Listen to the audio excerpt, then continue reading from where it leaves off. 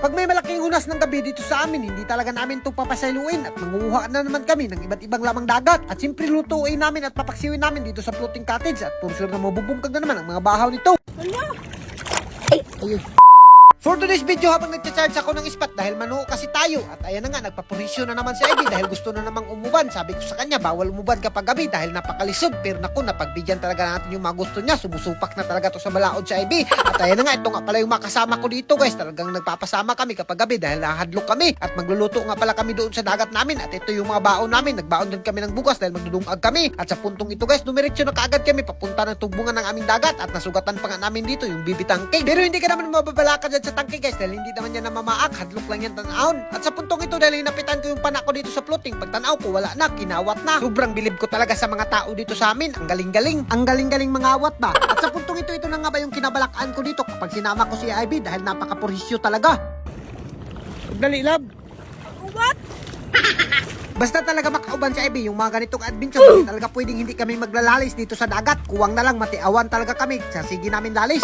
At mabuti na lang talaga kahit sobrang saba namin ni Ivy, meron pa rin kami nakukuha na kaunti at hindi pa rin dumadagan yung isda sa sobrang saba namin. At dito sobrang tuwang-tuwa nga ako dahil nakakuha na ako ng gamatoy na isda. At nagpapasalamat pa rin kami talaga sa dagat namin guys dahil kahit papaano meron pa rin tayong madaginot. At speaking of daginot guys, dinaginot na nga namin dito yung makinason at pati yung mga isda ng mga gagmatoy dahil ito na lang talaga, wala na kaming no choice. Pero itong isda na to guys, sabi nga nila, pag gamay lang to pero napakayayay nito dahil napakasarap nito paksiwin at tuwahin. At sa puntong ito guys, medyo daghan-daghan na nga yung kuha namin, daghan-daghan ng masagbot dito at makinason.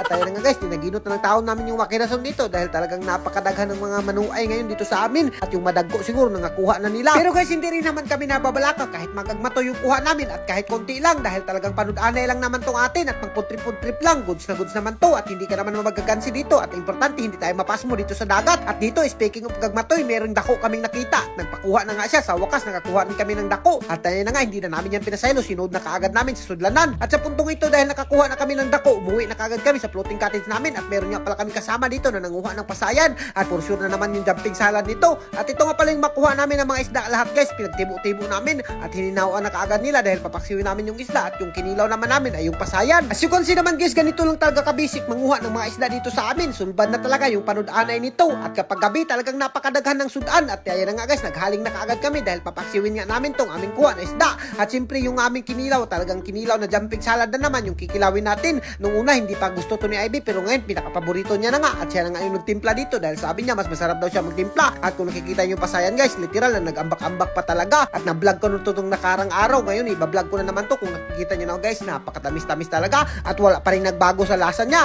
At ito yung pinaka-main event natin, nagpinaksiw ng mga kinason at makuha natin dito. Kahit gagmato yan, kung nakikita niyo, sulbad na naman yung mga bahaw dyan. At siyempre speaking of bahaw, tinakos nga pala namin yung bahaw dito para masukod kung hanggang kailan at hanggang kaan yung kaya namin ubusin ng mga bahaw dito. At ayan na nga guys, yung pasayan, hindi ko na kaagad pinasaylo yan. Yan talaga yung pinakapaborito ko sa buong mundo. At kung nakikita yung pinaksiw na kasal dyan, sulbad na rin yan. Kahit isa lang yan kabuok, ako nagkuha niyan, talagang hindi ginaginit ko na. At ito nga pala yung makasama namin guys, ang lakas rin nila humabab. At iwan ko ba kung bakit, gamay lang yung kinuha nila pero ang lakas nila humabab. At sa puntong ito guys, sulbad rin naman yung isang kaldirong bahaw namin dyan. At kung nakikita nyo guys, yung kinilaw, talagang wagtang-wagtang na. At ganito talaga kami kapag nagputrip dito sa amin, talagang napakasarap at hindi ka magmamahay. Kaya naman kung umabot ka sa video na to at kung nakarelate ka, wag mo nang kalimutan i-share to at i-mention mo na yung mga friends mo, magputrip na kayo ng mga ganito. Thank you, God bless you all, mabuhay kayong lahat yan mga idol, hanggat gusto nyo.